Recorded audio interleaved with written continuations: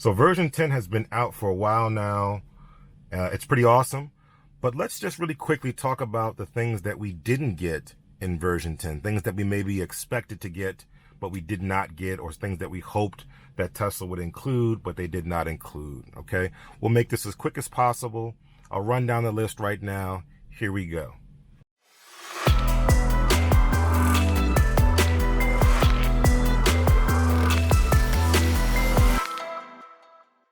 Here are the top things that they did not include in version 10 that we were hoping they would. Number one, the ability to read text messages. Tesla has the best infotainment system out, in my opinion. And the idea is that a lot of cars that have lesser infotainment systems have this basic core functionality of being able to read text messages to you, right? With the goal of being able to keep your eyes on the road, keep your eyes alert and aware, and not have to focus on looking at your phone when text messages come in or looking at your smartwatch when text messages come in. You want to be able to have the car be able to display that on the screen or be able to read it to you as they come in. So that's one thing I wish they would have included in version 10, and maybe again they can release it in a future release. The next thing we need to talk about that they did not include is the ability to have alternate routes and waypoints in the navigation. Right now, when you go to the navigation, you basically can choose a destination and it plots the best route there. There's no way to choose an alternate route. When you use Google or you use Apple or you use any other type of map system, they have the ability to give you different options of how you would like to get to your destination, different route options. Tesla doesn't have that. They are tightly integrated with Google. Would love for them to be able to sort of expose that functionality and be able to give us that. Give us the ability to choose which path makes sense for us. All right. Beyond that, we also talk about waypoints, being able to add multiple stops to your destination, being able to stop for food, stop at some other location on the way, and being able to seamlessly add that waypoint there. Now, they have the fundamental technology to implement waypoints, but they use that specifically for superchargers. So if you plot a destination that requires supercharging, it adds a supercharger as a waypoint. You stop at for a specific amount of time, and then you continue on your journey. So if they could decouple that technology from just superchargers and allow you to be able to add your own waypoints, that'd be awesome, because you can add them, you can remove them right now, but again, it's just limited to supercharger. Okay, speaking of maps and speaking of waypoints and alternate routes, one of the other things that we thought, or I guess Tesla owners are hopeful that they do, is they integrate somehow, some way with Waze, which is a community-based navigation and routing system. Okay, and what Waze does allows other users to be able to report specific incidents. So now your live real-time traffic is more real-time. Instead of just showing a map that there's traffic and congestion, Waze shows you exactly what that congestion is based on what other users have seen. Now, this doesn't have to be limited to Tesla in terms of the integration, but it can leverage the full breadth of what Waze has to offer in terms of community-based updates, being able to see if there's cops, being able to see if there's construction, being able to see if there are other impediments to your route, and be able to help you be informed about what's going on.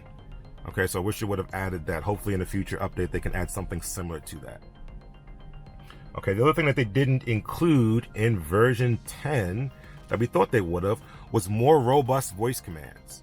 Right now, you can say drive to, navigate to, find, so on and so forth. Pretty rudimentary voice commands, but nothing compared to some of the artificial intelligence that's out there in terms of Google, in terms of Alexa, in terms of Bixby, in terms of Siri, being able to ask more robust questions of your car, or be able to ask more advanced commands.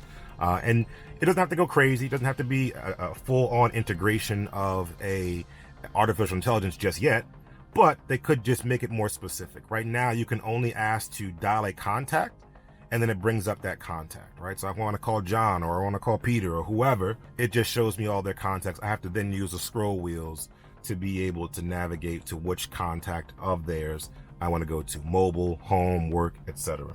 I would love to be able to just say, hey, call John mobile, call John cell, call John work, call John this, so on and so forth, and it directly brings up that number and calls it immediately.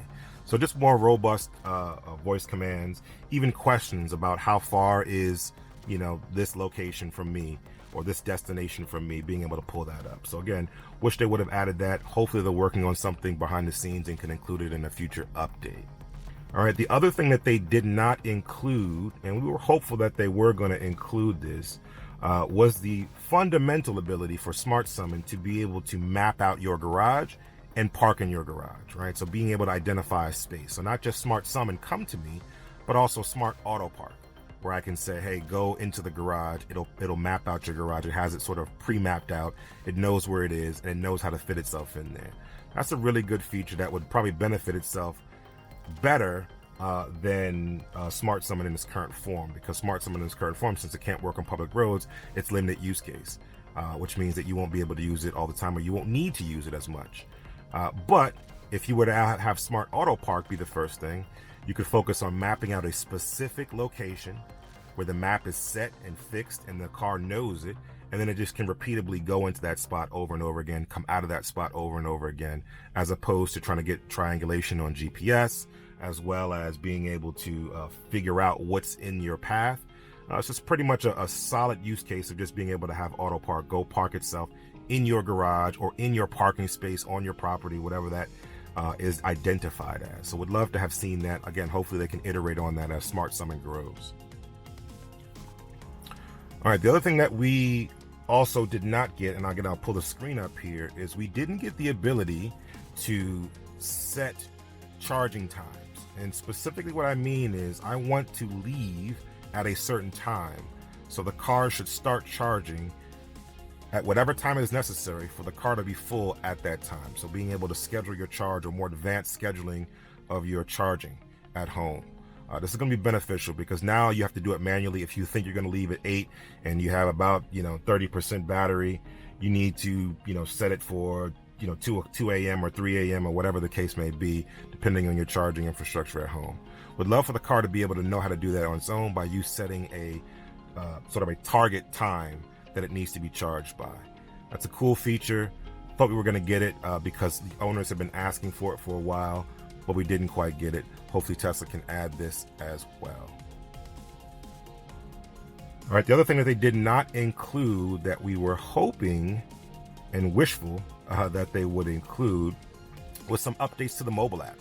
Specifically being able to, and I'll pull this one up on the screen, being able to turn max battery on. Max battery on from the app. When you turn on max battery right here, what winds up happening is that it tells you that it's heating. It has to heat the battery to a certain degree before it's ready, and it's 40 minutes, 35 minutes, 20 minutes, depending on the temperature. What we would like to be able to do is be able to set this from the app and say, hey, turn on max battery now, so that when I get in the car, I can be ready to go.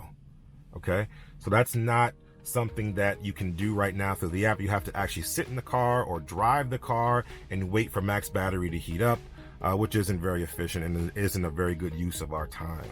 So would love for them to have included that on the mobile app. Tesla, please do that. The next thing that they didn't include on the mobile app side of things is just the ability for you to be able to see notifications when Sentry Mode events occur, right? So if I have a Sentry Mode event that's occurring, meaning the camera spotted someone near my car and it's triggered the Sentry Mode to be active, I can't see those events until I come back to the car.